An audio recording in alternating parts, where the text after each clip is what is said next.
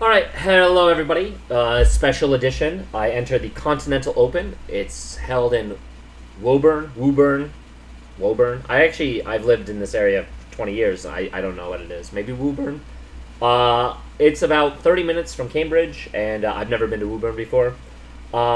It's just close enough where I don't mind driving there, like commuting daily. I entered the 3-day, which, huge mistake. um, I think I said this in my last long tournament, but I really can't play 3 games of chess a day, 3 games of classical. Obviously, I can play a bunch of blitz games, but I really try to give it my all. You'll see on the 3rd game, I was really fatigued. Anyway, the time control for the 3-day event is the first 2 rounds today were 60 minutes rather than an hour 20, and only a 10-second increment or delay rather than 30 seconds. So that's quite a bit faster, like 2 hours and change relative to 3 hours. Plus the 3-hour games, you get the added time after move 40. So it really is a bit faster. Yeah, I'm playing in the U1900s. My first opponent, 1867. Those of you, and by the way, I saw Evelyn, she's playing as a Zach, and shout out, she said, hey, I didn't mean a picture of you. I left it up for this video just to, do it one more time. She meant a video of me. I did that for the first couple videos, but I really don't think it added anything. It was just me talking, and especially because sometimes I I don't want to be on video while I'm doing these. I'm literally right now. I just had a bowl of cereal and I'm just sitting on my laptop. But I don't really think my my gesticulations really would add anything. I would consider adding it back in, but who knows. There's a few Boylston people playing in this tournament. In my section, actually, the only people that I recognize, Steven, who is actually on the boards next to me today. I think Brooks Jiang has played at Boylston, although I've never played him, but that name is familiar. There's me. Neil Parwani, who has played every single one of these big events, and every single one of these big events, we've always been the board next to each other. He's a nice kid. I like him. Looks like he's increasing his rating. Gotham Kiru Bakaran, who I've played. I've beaten him. I think these 2 kids are friends. Prayag Kartik, who beat me almost a year ago to this day, when the only time I ever opened knight f3 on 1. So he has that distinction. Anyway, those are the only people I recognize from my section in Boylston. I know Justin's playing, but he's playing the lower section. Zach's playing, but he's playing the higher section, etc., etc., etc. Anyway. So last night I had date night with Lizzie. We went to one of my favorite Indian restaurants in Cambridge. It's called Nirvana. I think it's A+. And it kind of sets the tone because we had Indian. I had this. It wasn't quite a lamb sog dish, but it was called the Josh Rogan, which was interesting. I was like, oh, what's that, lamb Josh Rogan? And I had a lot of naan. Anyway, the point is today I played three Indian children. So it's very fitting. I got my date night last night, and rolling into the tournament, that's my competition. First person, I think 15-year-old. I think the ages. I did look at the thing. I didn't ask them exactly, but I did look at FIDE ratings or whatever. I'm pretty sure they were 15, 14, and 13, something like that. Hopefully I'm saying my opponent's names correctly. Apologies if I get them wrong, but Charan, maybe, Perumalla, from Pennsylvania. One was from Pennsylvania, one's from New York, one's from Massachusetts. One of the highest seeds in the tournament. In fact, it's actually a little bit surprising that 1-2 withdrew, so 1, 2, 3. I actually am not exactly sure why I matched against him round 1. But he drew the white pieces. And, no, he didn't. Excuse me. What am I talking about? I was the white pieces. I actually, it's really a bummer. Let me switch this. I drew a double black rounds 2 and 3, which freaking sucks, man. But, sometimes that's just how it goes. Anyway, my, as all of you know, my chess has kind of suffered the last month. But, online, at least, I'm playing much better. So I'm actually much better. So who the hell knows? Maybe I'll work out the kinks in my system. Hopefully you enjoyed this game. Let's see what happened. I'm trying to think if there's any other recap. Charon was pretty bombastic. In the recap, the post-cap, he like blurted multiple times like, "Oh, I just thought it was a bad move. I just thought it was a bbad move," which is kind of funny. He then came back because he looked at the game on his phone and he's like, "Oh, actually, those were like really good moves." So it's like, thanks, kid. Yeah, you guys will see. Trying to think if there's anything else. He was ahead of me on the clock by like 20 minutes. Again, it's only an hour. He was playing quite quickly. And I actually got into time trouble this game. You guys will see. It's always an adjustment. Other than that, we used my board. I was there on time. It's parking was not a problem. I think the hotel there, Hilton, it's very nice actually. The entryway is very nice. The Skittles rooms, as they're called, are very, very nice. No complaints about this tournament. Really, the only thing is going forward. If I play in a 3-day schedule, I'll take a bye one of the rounds, probably round 1. And otherwise, I'll just play, the normal tournament and just take a bye if I need one. I think for my own fatigue rate, and this really was for the 3rd game, not this one. So hopefully I'm not clouding the waters on this one. I just get chessed out. I'm somebody who plays a lot of chess. I never actually posted my year in review video because I watched it back and it really wasn't really all that special. But I went through and I found out exactly how much time I'm spending playing chess, and I averaged 2 hours a day.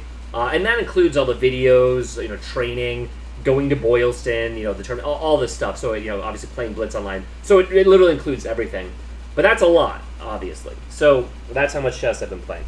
I open knight c3, and we get f5. Now, Charon, forces a Dutch, and the problem is that, honestly, I think I'm supposed to play e4 here. The problem is I just don't know this. I'm supposed to play e4, and it's already good. The problem with this is, just so you guys can tell, in the Van Geet, d5, knight f6, e5, c5, e6 are all, common, especially online. And I, at this point, because I've been really seriously playing this opening, I know what to do against those. Nobody plays f5. I've never looked at it, and I don't really think I've gotten this online. So when he plays this, I'm like, oh shit, alright, I guess. And I played d4 because we basically transposed into the Raphael variation. Funny enough, given I saw Zach at the tournament, I got the same position that I got against him months ago. So I at least remembered my prep from that, to an extent. So I actually think the opening went quite well for me.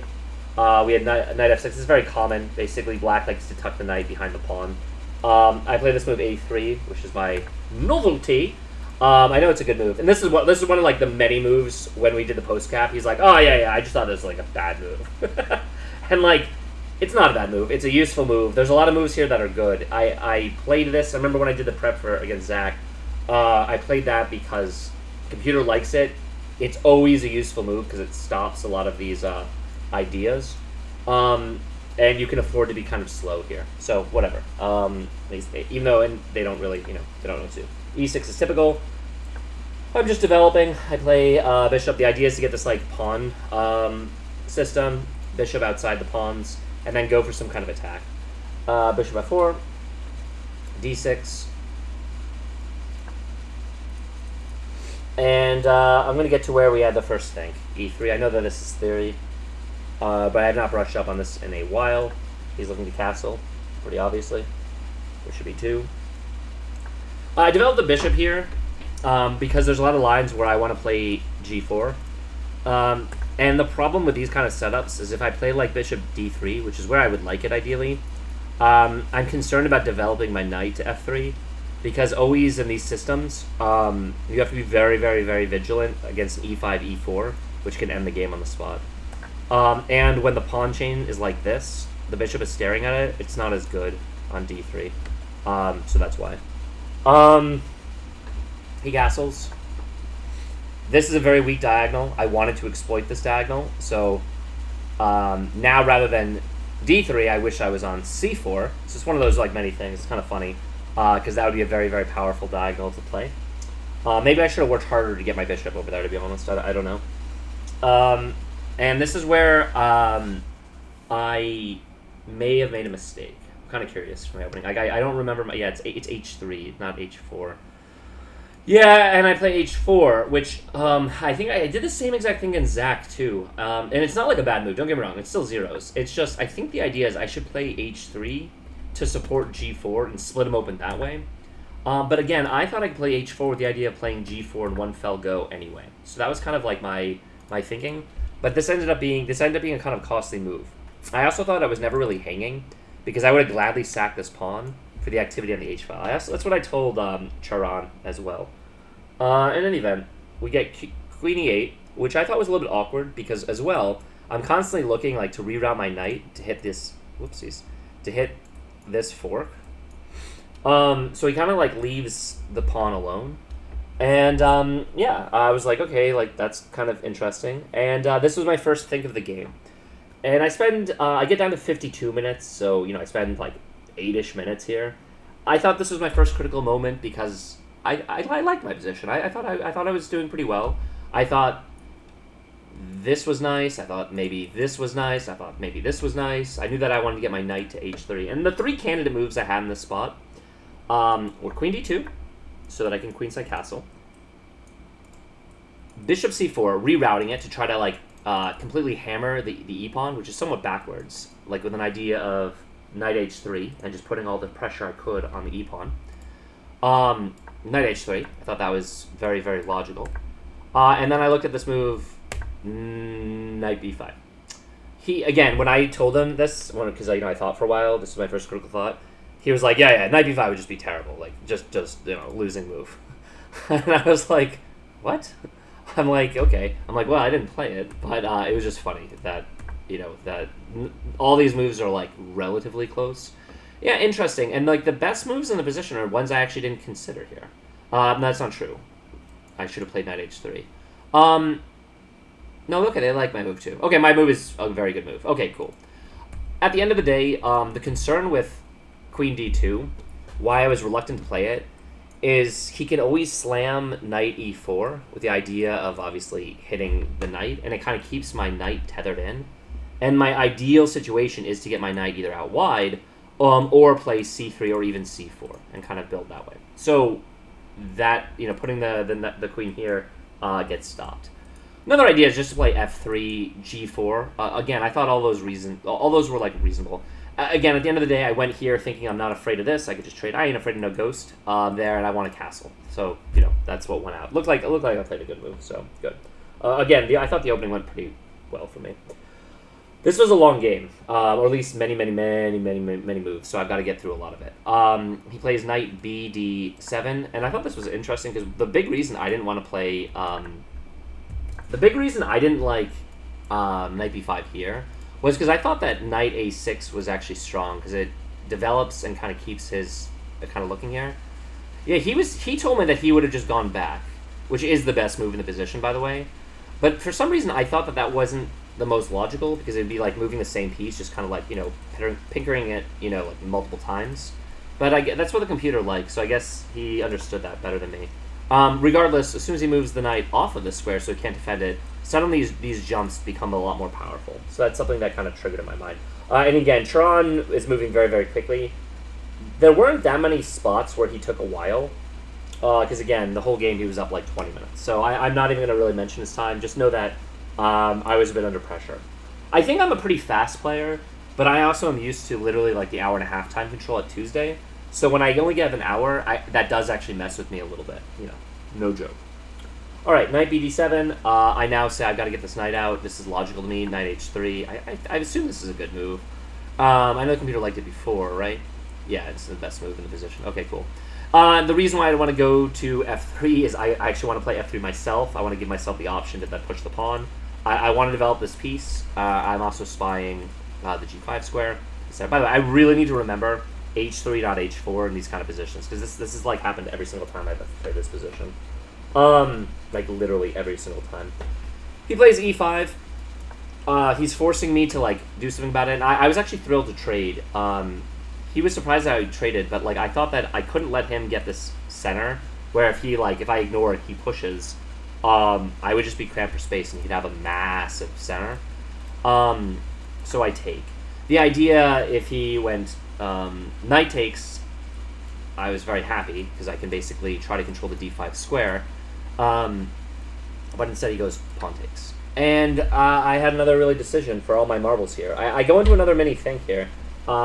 Maybe I shouldn't have. And my first instinct... oops. I don't play that move. I end up playing up, which is definitely a mistake. I know it's a mistake because, again, he showed me that, on his phone, afterward, we quickly went through the game, actually, on his phone, so I do know the different moves. We basically played at parity for, a long, long time. Where black is, slightly better. Yeah, and the computer likes dropping it all the way to h2, and I realized that. Again, I wasn't that worried about ever losing this pawn. I didn't know if I should just drop it here, and then I was, obviously not in this position, but I was wondering if, at some point that's good. Because the problem is when I move it up, it looks nice. It's, anchored in. As he just simply plays h6, which is not a weakening move, I never have the sack, and now I'm forced to trade. And after we make this transformation, I think black's position has improved. I liked my bishop, at least to an extent. Once again, I just give up the bishop pair. It's definitely been something... I don't think it's bad. It's just... I do it too easily. You know what I mean? Where I'm consistently playing positions where I don't have the bishop pair. I don't think it's a big deal, but it's also, not nothing. You know what I mean? It's something I should probably fight harder. If I give it up, I should get something out of it. I got nothing out of that here. I just gave it for free. Just giving away the money. Anyway, here in this point, I wanted to move my knight to free up my c-pawn. Obviously, I'm considering queenside castling, but I play knight d5, which turns out to be the best move, by the way. So, go me. Yeah, knight d5. And the hope, obviously, is, if he just trades, I swing in with check. He can't block. I would just be able to take. And I would just have a very centralized queen. I'd be able to queenside castle, and I actually would like my position. It looks like I'm occupying the center, and I'd have all my pieces in the game. He'd still have a little bit of issues developing his left-hand side. Instead, Charon decides to kind of keep the tension. This is something, actually, it's interesting. I was having a conversation with my friend Randy, who just, went back and is playing over-the-board chess again. Randy's rating is just shy of 2,000, but he hasn't played over-the-board in a while. And he played against a kid who was I think I think he said that she was 1,200. So he only played 2 games. And she played very well. Obviously, he won, but she played very well. And I made a point, because we went over the game together, that lower rated players are not good at just keeping tension, because she traded immediately in a spot where she should never have traded, and it led to him having a really, really nice endgame. Again, this girl played great against him for a while.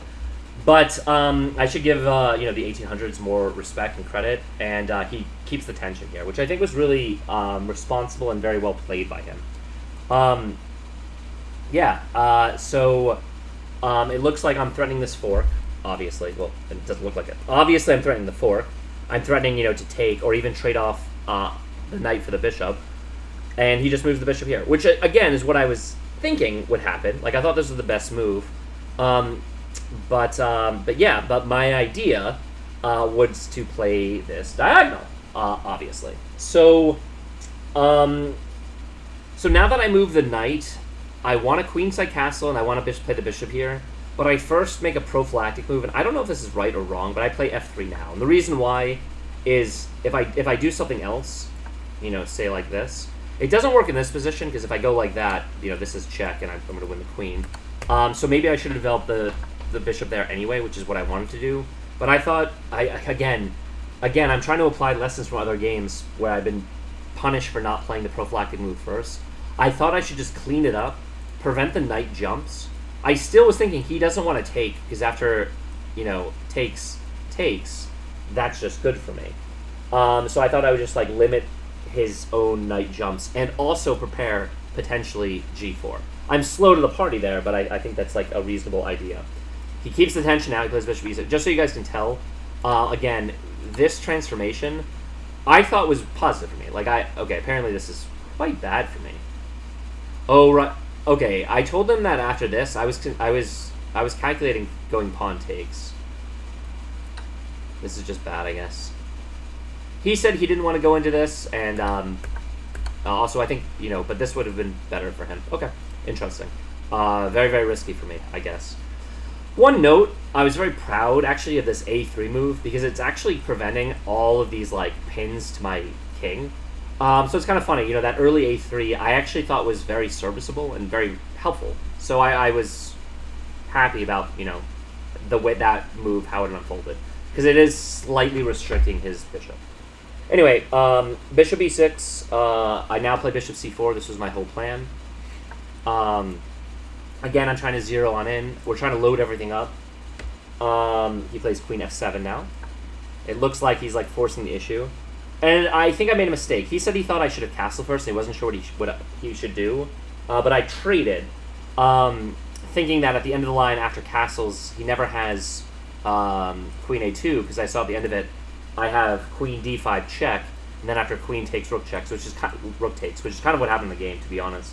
I thought I just had a rook in the middle of the board, and I thought it was very comfortable for me. So this is basically what happens. I've spent 18 minutes. He spent 11 minutes. Not that long, to be honest. Let's see. Queen f7's played, and I play knight takes check. He said he was very concerned if I queenside castle here. Looks like my move. Looks like my move is better. Okay. So I play the best move here. Okay, cool. He said he wasn't sure what to do here. Apparently, black has knight e8, and this is winning for black, or at least much better. I don't know why, but apparently this is just great, because I guess I can't trade now. But whatever. None of that happens. I take, and again, as noted, it's like minus 0.4. When we were over the board, I felt that I was fine. I didn't think I had any advantage. This knight is kind of silly, and he's got the bishop pair. But I thought that this was fine. I didn't see how I was worse. I'll say that much. Because I'm not. Anyway, and we do a series of trades. He goes queen takes. I then play bishop takes. He goes queen takes. And then I castle. Then I close the door. And again, with the idea if he ever swings down, I can just force them off. There's no, actual threat there. He plays queen d5. No, I play queen d5. He plays rook a8. And, this is, fine. Yeah, the computer likes my plan. I made the best moves. I play here, thinking I should trade them. He took. I took. I guess I'm going to leave the computer on for now, because, again, I think I played relatively well for this game. Yeah, you guys will see. Rook takes d5. I think he plays a good move here. Well, no, this is pretty obvious. He plays c6. I go to d2, thinking that I'm going to double, toil and trouble. Again, the computer races is like zeros. He, in the post-cap, where before we had, we had his phone or whatever, just going over the game without it, he said he was slightly better. And I didn't disagree with him. I said there's no way I could be better, because I thought his bishop was better than my knight. And I think his bishop is better than his knight, but it looks like I've got better control of the one open file. And I think that's worth a lot, actually. Yeah. So, in this spot, after he plays, I think, a very good move. It's the best move according to the computer. He's obviously spiking this pawn. It would pin me. I played the very logical rook e1. It's the best move. I said I didn't think I had this, because I thought that he could... apparently, he can just take. Because the problem is, if he takes here, I actually can just I can just block with a rook. And then after takes, I'm up at knight. So, yeah, so maybe, according to the computer, I did the better play anyway, so I guess I can't be too upset with this. This is the best line. And this is just zeros. So, who is going to outplay whom in the endgame? Unfortunately, I'm a bit lower on time, so keep that in mind.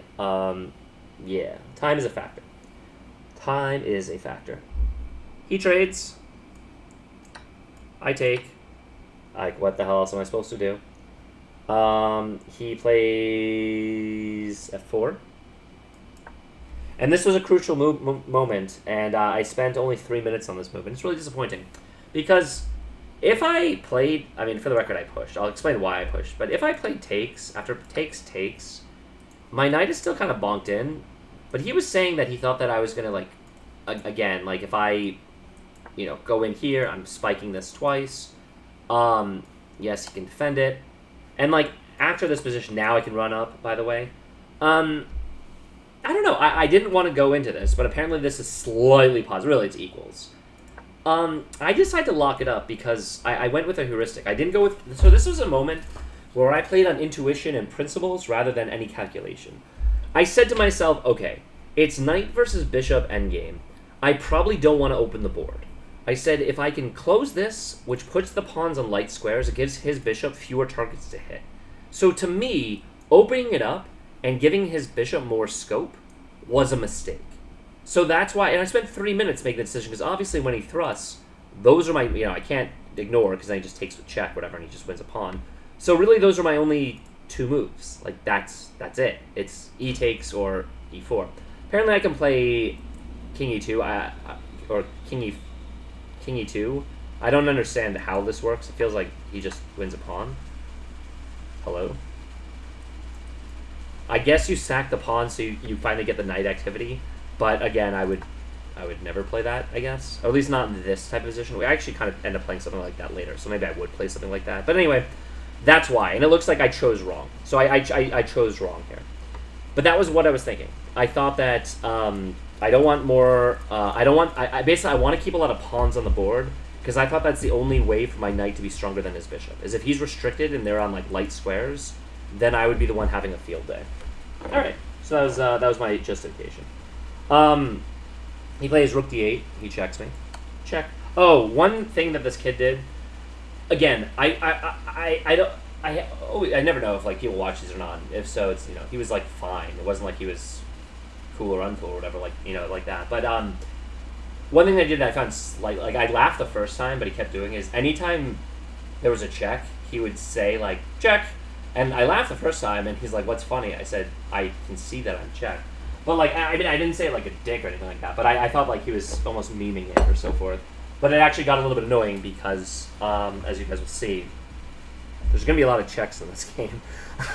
So yeah, hold on to your seats. All right, rook d8. I play king e2, only move. He then jams his bishop in. He's threatening all kinds of nastiness. I have to trade the rooks. I play rook d1. He takes, I take. And we get this endgame where, he now starts moving his king in. And I thought to myself, like, okay, it's an endgame. His bishop is restricting my knight. That's kind of bad. But, on the other hand, my knight's kind of in a funny way restricting his bishop, because if he moves off it, then I can move my knight. So it's like, it's kind of at an impasse, right? If he's using his piece to control my piece. The bigger concern is I wanted to activate my king, but I was very worried about playing king e2 and then having him play bishop c1 and starting to gobble these pawns. So, as you can tell, the computer puts this as a pleasant endgame for my opponent. And that's what I said in the post cap, and he agreed, that this just seemed like a pleasant endgame for him. It's not clear if it's winning for him, if it's a draw.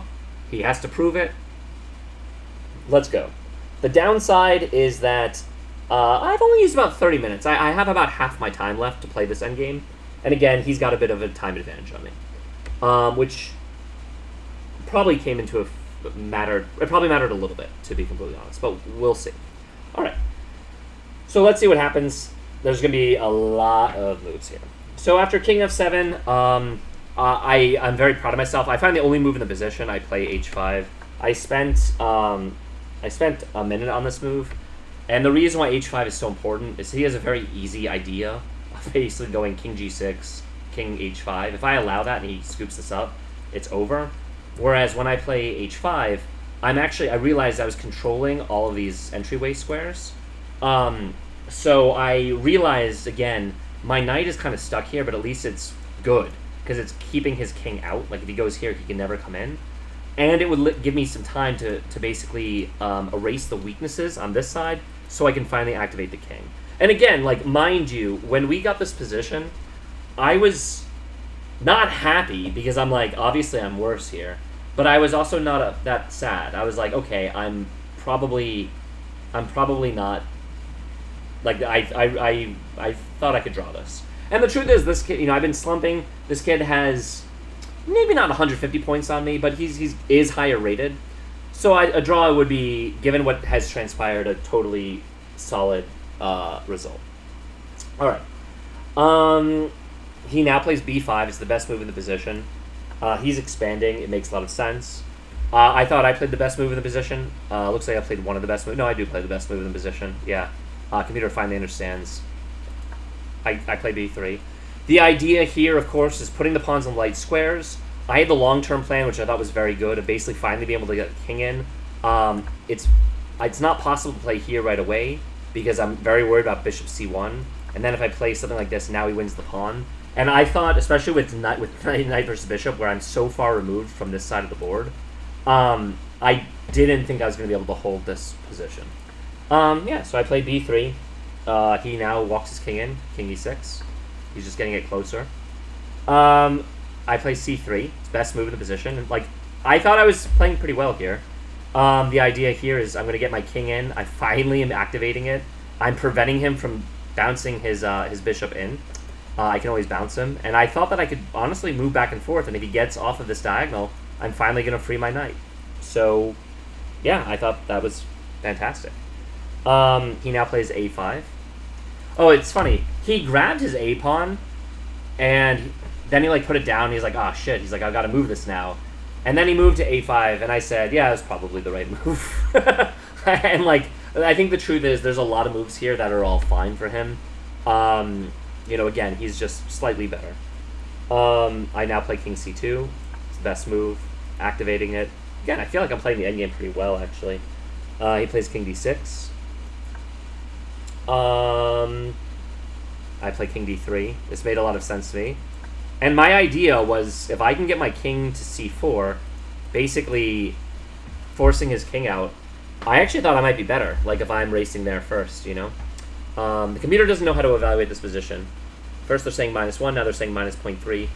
I think for the viewers at home, black is slightly better. Whether it's winning, probably not, they have to prove it. But at this level, anything can happen. At most levels, anything can happen, to be completely honest. Okay, he now plays a4. He goes for it. I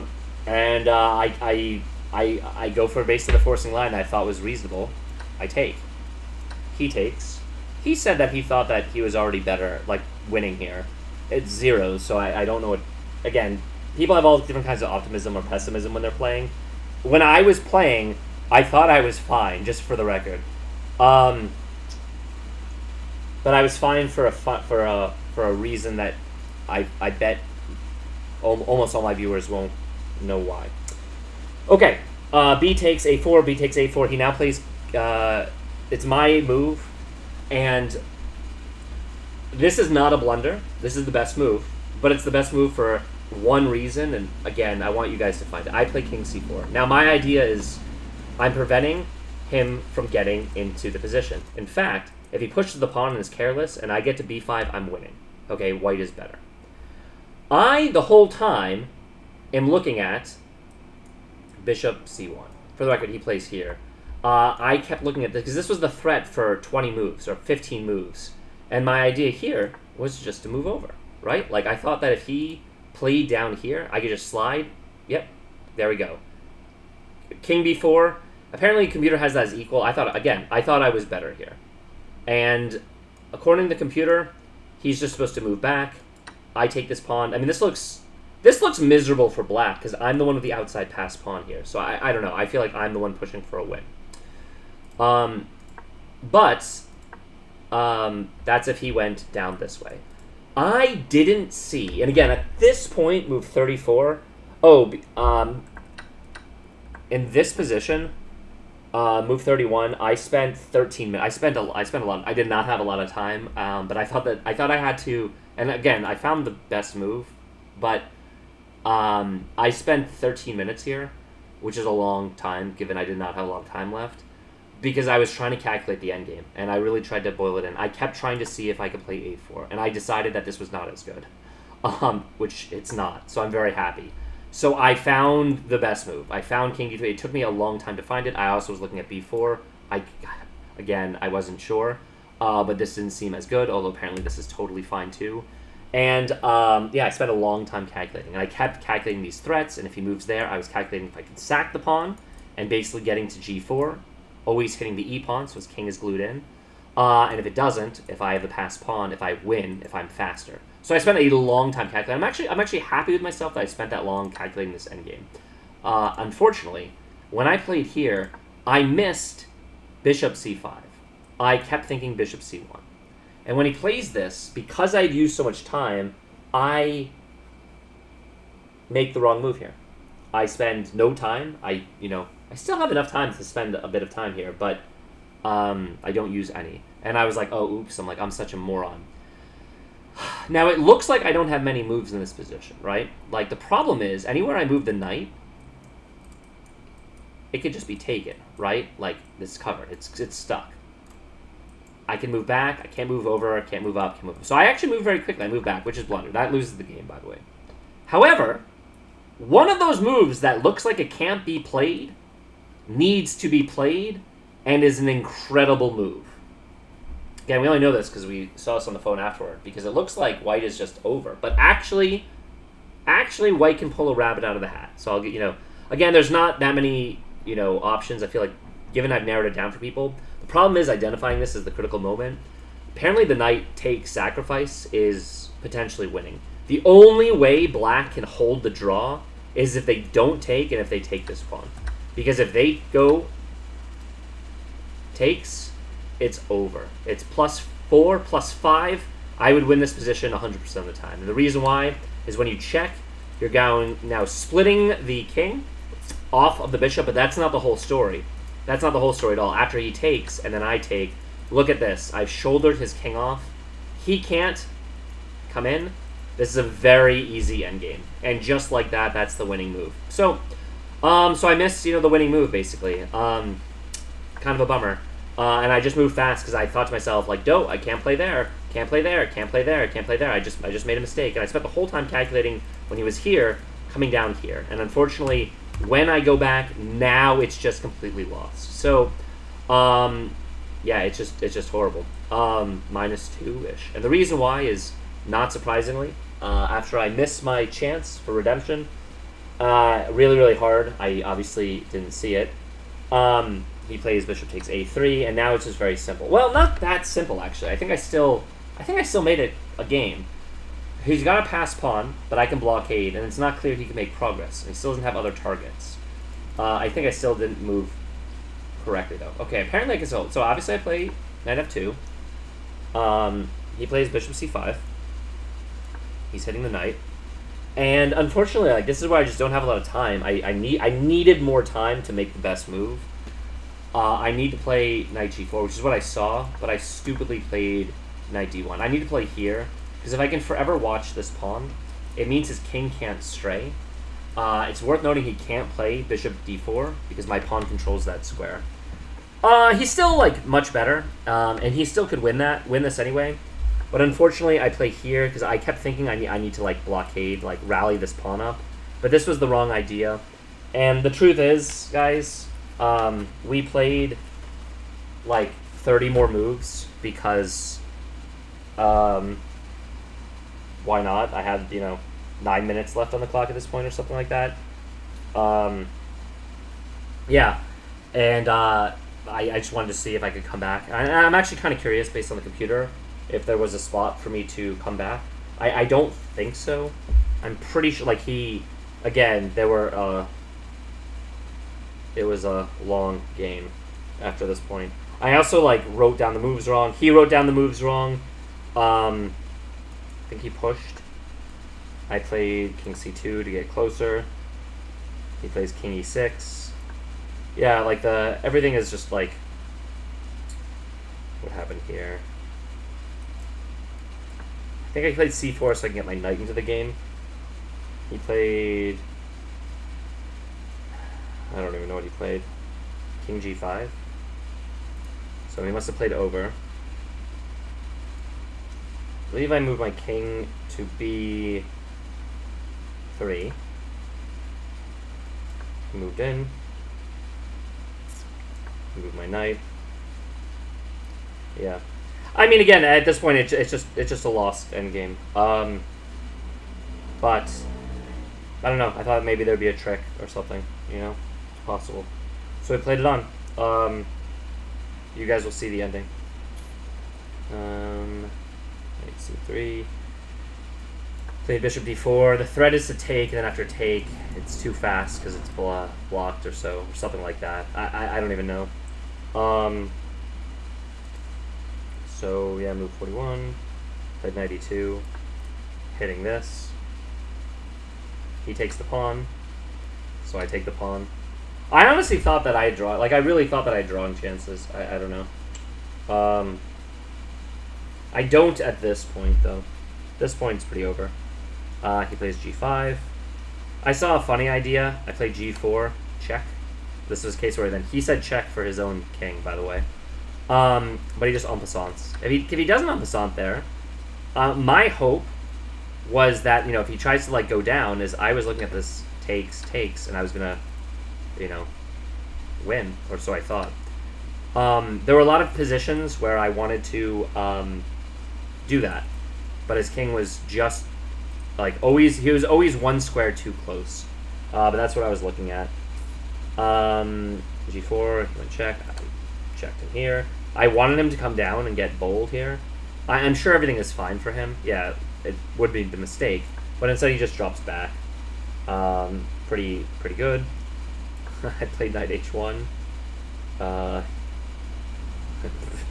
Yeah.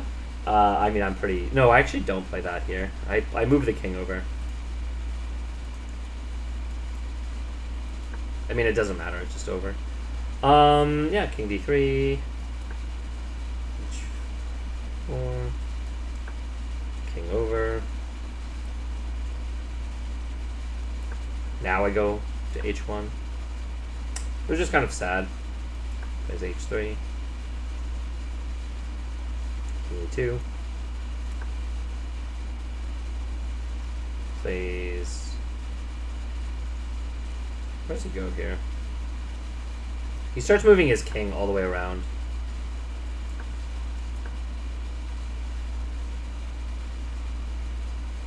At some point he pushed this pawn, by the way, because his rook was stuck. Maybe here, it's the best move. So maybe he played c5 here. I don't know. That's possible. Again, we wrote down the moves, but it was really, really sloppy. I have knight g3. Oh, I played knight g3 first. Yeah, knight g3. He played king e6. Okay, this is kind of out of order. Doesn't really matter. We'll just say he does this.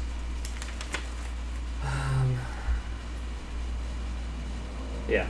I mean, we played past move 57. I played king f1. Played king d6. I played king f5 check. He said check. He played king c6. He's walking around. Like, it's funny.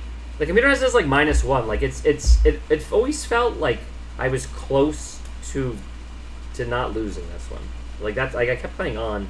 Yeah, I played knight h6, actually. He then played, because I went there.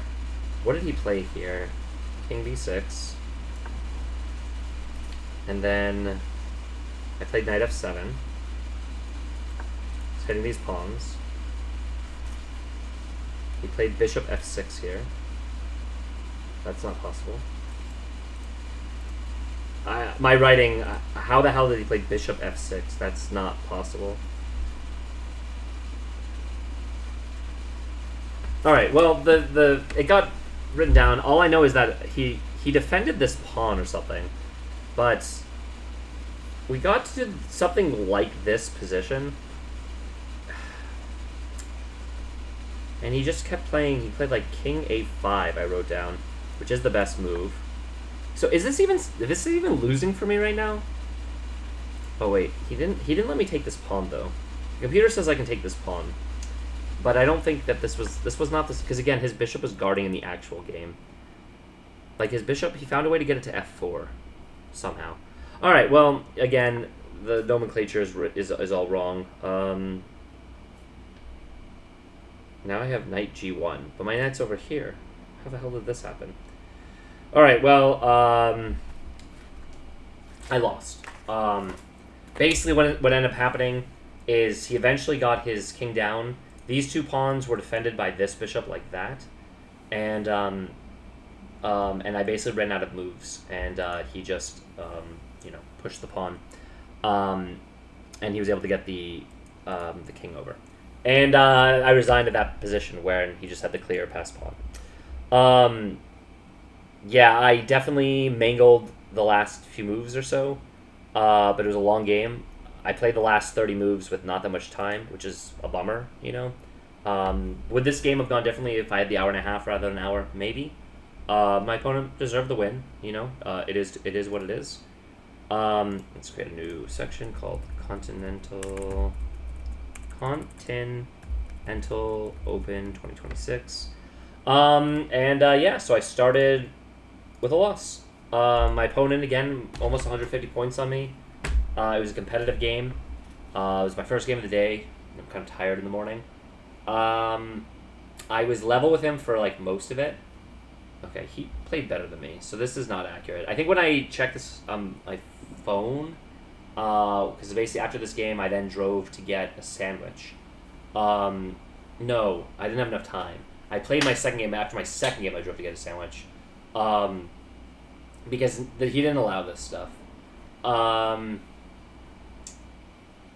Yeah, I don't know. I think overall these accuracies are not correct. I think when I did the accuracies at the Jimmy John's or whatever the fuck that place is called, he played at an 86 and I played at an 83, something like that.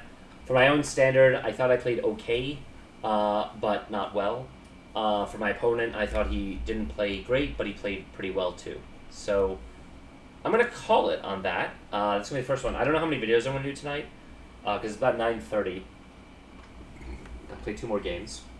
I may film another one. I may film both. I may film neither, but at least I did this one. All right.